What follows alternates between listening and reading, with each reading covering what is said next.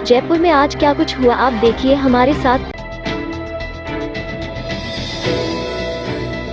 रविंद्र मंच सभागार में चीफ कमिश्नर इनकम टैक्स रोली अग्रवाल ने इमोर्टल मेलोडीज कार्यक्रम में गीत सुनाकर टैलेंट दिखाया।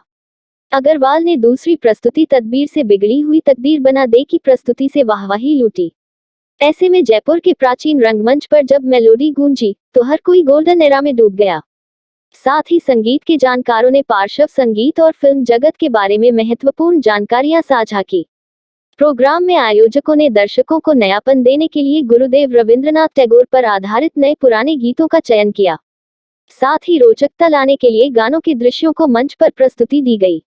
इससे संगीत प्रेमियों को गीतों की शाम में डूबने में आसानी रही और उन्होंने इसे अनूठे अंदाज में एंजॉय किया।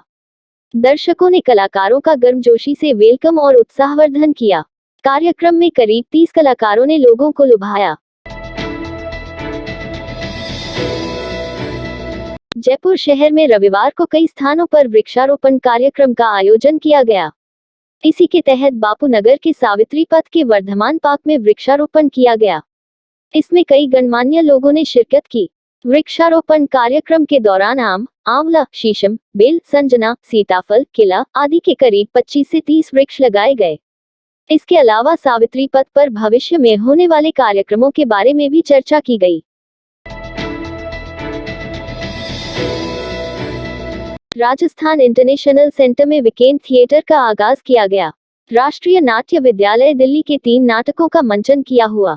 रंगमंच और फिल्मों के रंगकर्मी, अभिनेता और लेखकों को अमोल पालेकर, भानु भारती, राघवेंद्र रावत को आमंत्रित और पूर्व IPS अधिकारी आनंद वर्धन शुक्ला ने दर्शकों के साथ इनका सीधा संवाद भी करवाया। इस आयोजन को राष्ट्रीय नाट्य विद्यालय के ही वरिष्ठ स्नातक और राजस्थान की मिट्टी में पले बड़े प्रसिद्ध रंगकर्मी और निर्देशक दौलत वैद, जो कि अपने राष्ट्रीय और अंतर्राष्ट्रीय प्रदर्शन और नाट्य महोत्सव के लिए देश भर में जाने जाते हैं, ने इस कार्य को पूरा करने का साहस किया है। प्रधानमंत्री नरेंद्र मोदी के राजस्थान दौरे में किसान कर्ज माफी पर बयान देने के बाद प्रदेश कांग्रेस ने पलटवार किया है। PCC प्रवक्ता RC चौधरी ने मोदी पर आरोप लगाते हुए कहा कि पूंजीपतियों के लाखों करोड़ का लोन माफ करने वाले प्रधानमंत्री किसान कर्ज माफी की बात करते हैं। आपके 3 काले कानून ने देश के 750 से अधिक किसानों का जीवन छीन लिया। मंत्री पुत्र ने किसानों को कुचलकर मार दिया। दिल्ली सीमा पर अमानवीय यातना झेली। गहलोत सरकार ने सहकारिता बैंकों से लिया किसानों का कर्ज माफ कर दिया है। केंद्रीय बैंकों से जुड़े लोन के लिए केंद्र सरकार की अनुमति जरूरी होती है, जो अभी तक किसानों के भले में होने वाले काम के लिए नहीं दी गई। कर्जा वे वो कर सकते हैं, माफ कर सकते हैं। प्रधानमंत्री जी, राजस्थान की विधानसभा में रोडा एक्ट पास करके हमने भेजा ताकि बैंक किसान की जमीन को नीलाम ना कर सके। हमारा बिल राष्ट्रपति के पास में है। भारतीय जनता पार्टी की सरकार और सांसद राष्ट्रपति महोदय से गुहार करके उस बिल को पास क्यों नहीं करा देते। प्रधानमंत्री जी, आपने वादा किया था किसान की आमदनी दुगुनी करने का, लेकिन आपने किसान की लागत दुगुनी कर दी। दरगाह क्षेत्र अंदरकोर कोट जालियाना कब्रिस्तान के सामने हाई वोल्टेज तार गिरने से 4 व्हीलर गाड़ी जलकर हुई खाक।